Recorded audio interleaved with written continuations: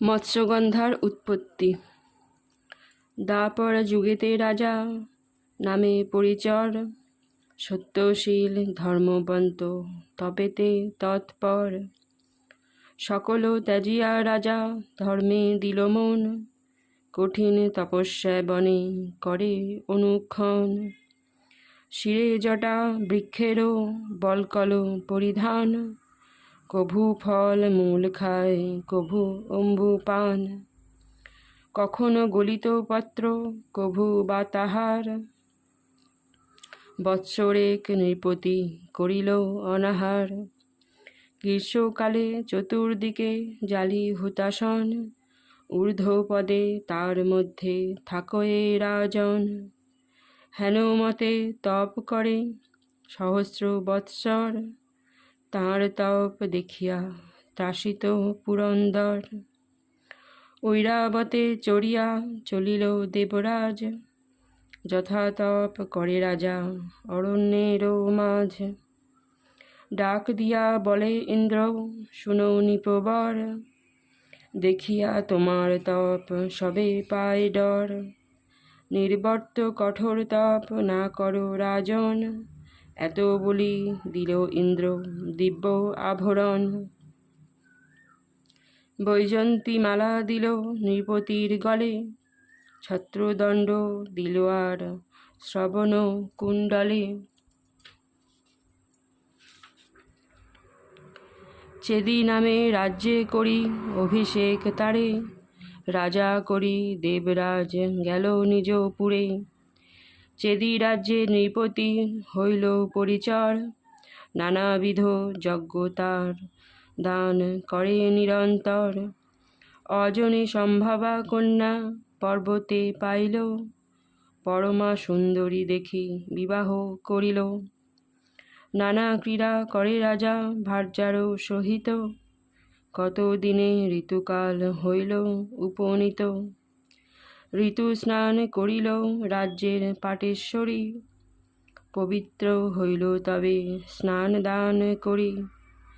সেই দিন পিতৃলোক কহিল রাজায়, মৃগ মাংসে শ্রাদ্ধ আজি করো মহাশয়।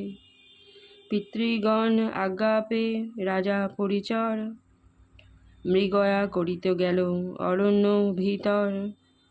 মহাবনে প্রবেশিল মৃগ অন্বেষণে, ঋতুমতী ভার্যা তার সদা পরে মনে।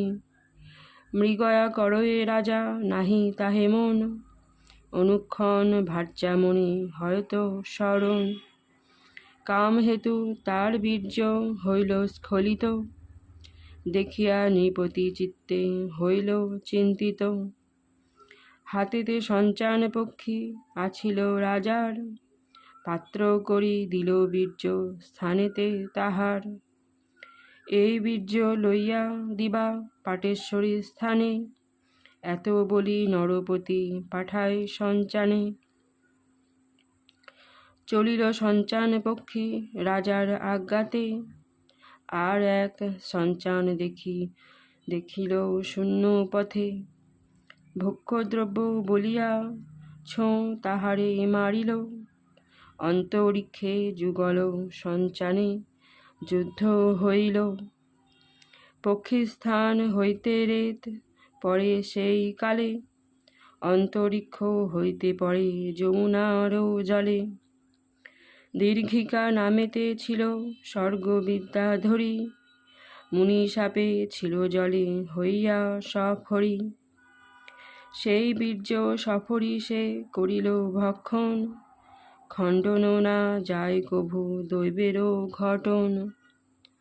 সেই হইতে 10 মাসে ধীবরেরও জালে, পড়িল প্রবীণ মৎস্য তুলিলেক কুলে। কুলেতে তুলিতে মৎস্য প্রসব হইল, মুনি সাপে মুক্ত হইয়া নিজ দেশে গেল।